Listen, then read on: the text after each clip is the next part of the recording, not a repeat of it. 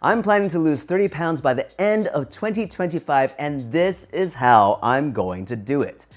I'm following exactly what I did back when I was about to turn 40 years old, when I dropped 25 pounds, lost about 15% in body fat percentage, while gaining lean muscle along the way. So why am I doing this? Well, I'm about to turn 45 years old. I gained weight after a series of illnesses, and while going for a walk, I decided to jog for a little bit and started feeling pain in my right knee. That moment was when I felt that was the best opportunity for me to optimize my health, relieve the pressure on my knees, and be able to do more physical activity. So let's get into all the details. I plan to track everything: my weight, my body measurements, resting heart rate, blood pressure, body fat percentage, my nutrition, physical activity, strength training progress. It's a lot, and I'm going to have a link in the description for what I use to help measure all these things outside of getting like a blood sample and doing those type of tests. But the biggest reason why I want to track a lot more than just my weight is because weight is a very volatile measurement. Body weight can fluctuate significantly, increasing or decreasing by 5 or 6 pounds in a single day.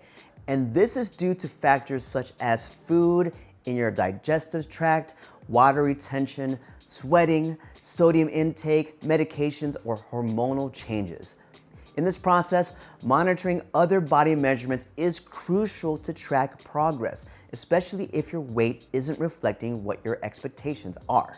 So for tracking, I'm going to weigh myself every day in the morning after I use the bathroom and go potty, and then once a week I take all the measurements and use that as my official progress report.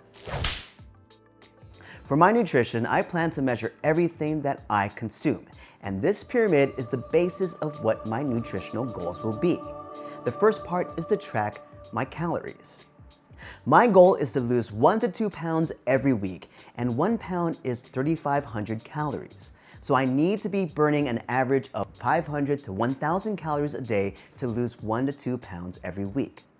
Aiming to burn about 2 pounds a week is considered safe and sustainable weight loss, as losing more than 2 pounds per week can lead to muscle loss or other nutritional deficiencies.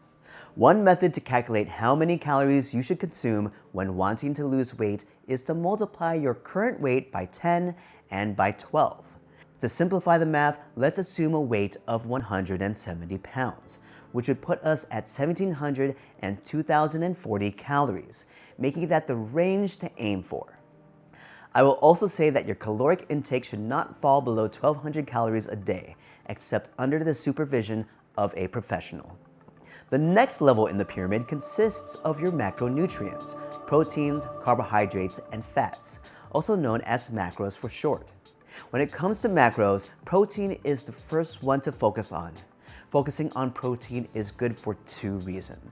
1, most people are unaware that they are not consuming enough protein. Your aim is to get around 0.8 to 1 gram of protein based on your weight. For example, if you weigh 170 pounds, you will need 136 to 170 grams of protein. I would recommend starting at the minimum of this range, but you may need to increase it if you're not maintaining muscle mass while losing weight. A second reason to focus on protein is that it will help you feel more satiated. Pair protein with fibrous carbohydrates, as fiber is essential to balance the protein intake, a crucial aspect that many people overlook. And it also helps with feeling satiated as well. I personally like to get my day started with a protein shake with psyllium husk added in to help with my fiber intake. Beyond that, carbs and fats are essentially interchangeable.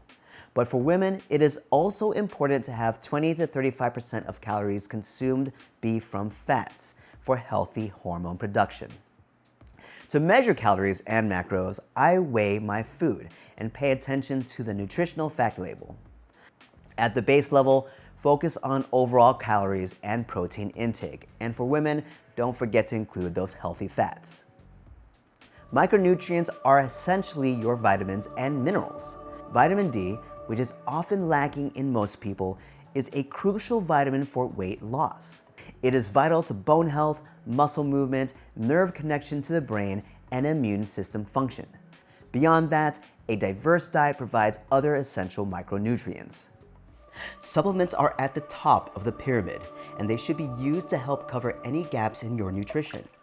And last but not least, don't forget to drink plenty of water, especially if you're going to be more physically active. When it comes to physical activity, I'm putting a focus on my strength training.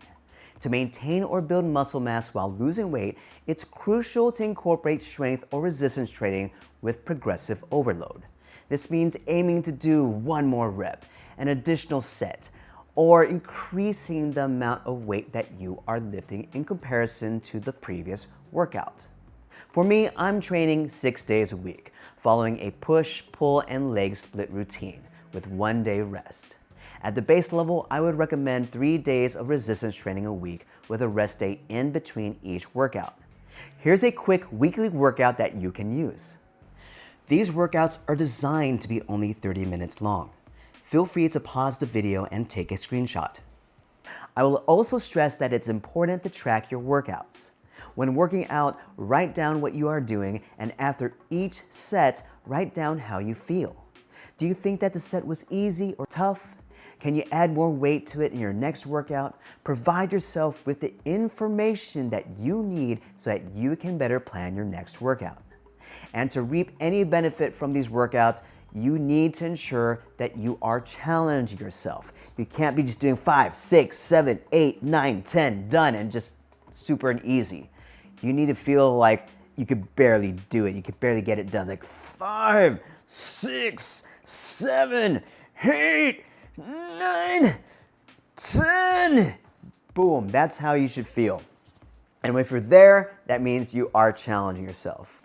As a word of caution, if you're new to resistance training or just coming back to it after a long break, start slowly during the first week to gauge your body's response, especially the day after. I've experienced this myself. After a break from strength training, I get a rush of adrenaline and feel capable of doing a lot more. But the next day, I'm left laying on the couch in pain. When starting out, go easy, then gradually increase the level to one that challenges you. You should also aim to get around 7,000 to 10,000 steps a day. I am personally going to get at least 15,000 steps a day, but that's me. I would like to go outside to do walking. That way I can get some time in the sun and get some vitamin D, and walking in nature is also a great way to improve mental health and boost my mood.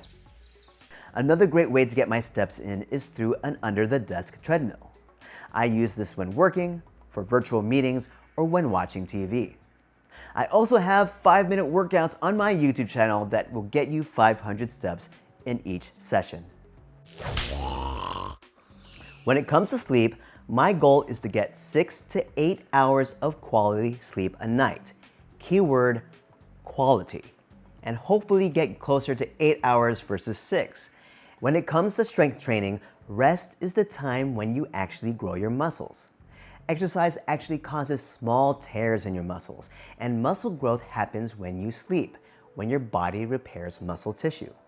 Sleep also strengthens the brain by improving memory, focus, and benefits physical health by boosting immunity and regulating hormones. On the other hand, poor sleep increases the risk of chronic conditions like heart disease, diabetes, obesity, and can affect your mental health. Consistency is key to this process. Another good word for this is discipline, and there's really no other secret to it. And setting up the right mindset for this is critical. You need to get to a place where you can take body measurements objectively and not have a negative response if something doesn't meet your expectations. You need to have a positive mindset and think of the end goal. And that's how I'm going to lose 30 pounds by the end of 2025. I've already started this process, and I have a video that will highlight my progress as I did lose 11 pounds in 3 weeks. Be on the lookout for that video, and don't forget to like and subscribe.